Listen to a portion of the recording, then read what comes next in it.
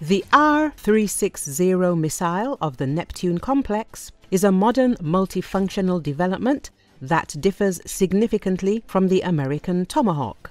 As Ukrinform writes, military political observer Oleksandr Kovalenko told about this.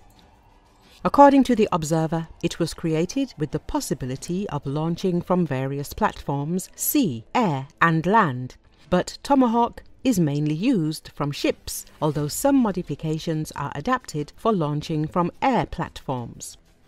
Kovalenko noted that the fact that Ukraine, as a maritime state, is in dire need of its own anti-ship missile system became clear back in 2014 when Crimea was occupied.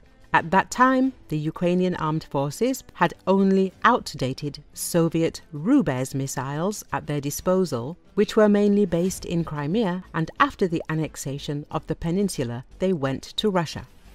The publication says that Neptune was a response to this challenge. However, even before the tests were completed, it was criticized by individual experts who insisted on purchasing foreign analogues, which slowed down its implementation. Only in 2022 did it become obvious that the complex has significant combat capabilities.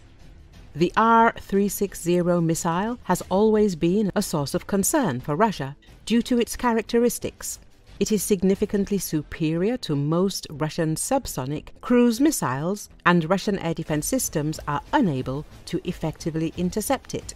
This was confirmed back in 2023 at Cape Tarkankut and earlier during the destruction of the cruiser Moskva, the expert emphasizes. He recalled that the flagship of the Russian Black Sea Fleet, the cruiser Moskva, was considered a key mobile component of the Black Sea air defense, which was equipped with the S-300F Fort system, which was supposed to provide echeloned defense. However, even the basic version of the Neptune was able to hit it.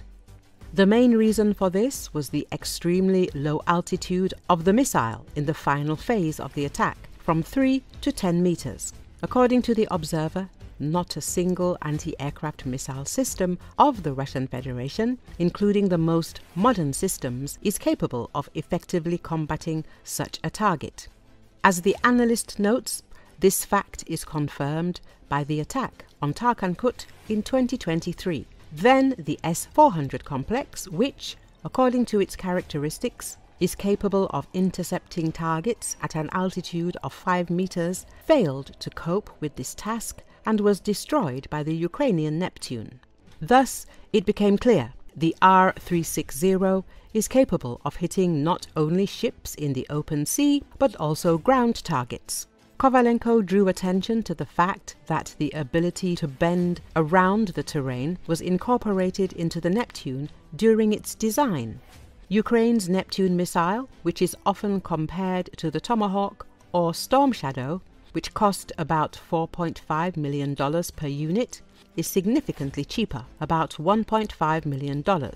Electronic warfare manufacturer and former Air Force officer Anatoly Krapchinsky told. The expert also estimated that Ukraine is capable of producing 30 to 40 Neptune missiles per month, noting, considering the capabilities of the Ukrainian military-industrial complex, such a figure is quite realistic.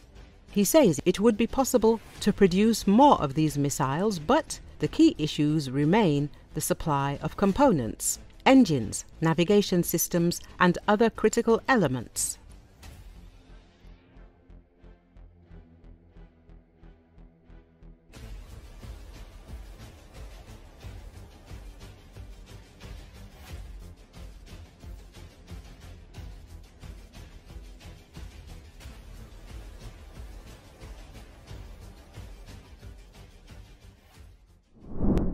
The White House says President Donald Trump and Russian President Vladimir Putin have agreed on an immediate ceasefire for energy and infrastructure targets in the Russia-Ukraine war.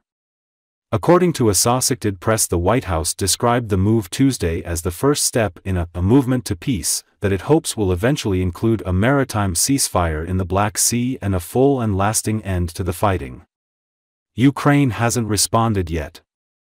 Associated Press reporter Zeke Miller says Trump and Putin held a call for more than an hour on Tuesday, working out a three-step plan. The real test is going to be, does this sort of agreement in principle actually materialize? Do both sides cease attacks on energy and infrastructure sites in their respective countries?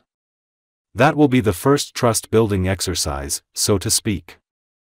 Of this, can they actually get what is an agreement in principle into something that takes effect on the ground, Miller said. The engagement is just the latest turn in dramatically shifting US-Russia relations, as Trump made quickly ending the conflict a top priority, even at the expense of straining ties with longtime American allies who want Putin to pay a price for the invasion. President Donald Trump and Russian President Vladimir Putin wrapped up a more than 90-minute phone call where they agreed to begin to seek a limited ceasefire as the first step towards bringing about the end to Russia's more than 3-year invasion of Ukraine. That first step would include a halt on fighting on both sides, attacking on both sides of energy and infrastructure targets, which on both sides have been suffered severe damage over recent years.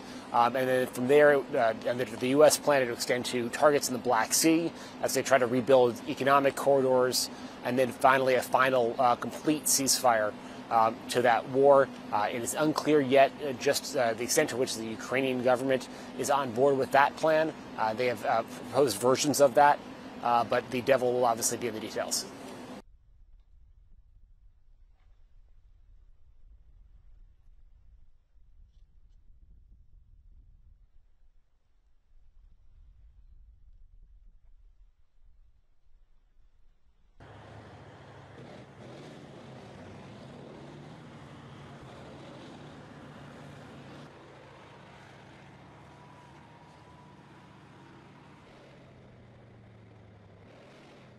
The real test is going to be, does this sort of agreement in principle actually materialize? Do both sides cease attacks on energy and infrastructure sites in their respective countries?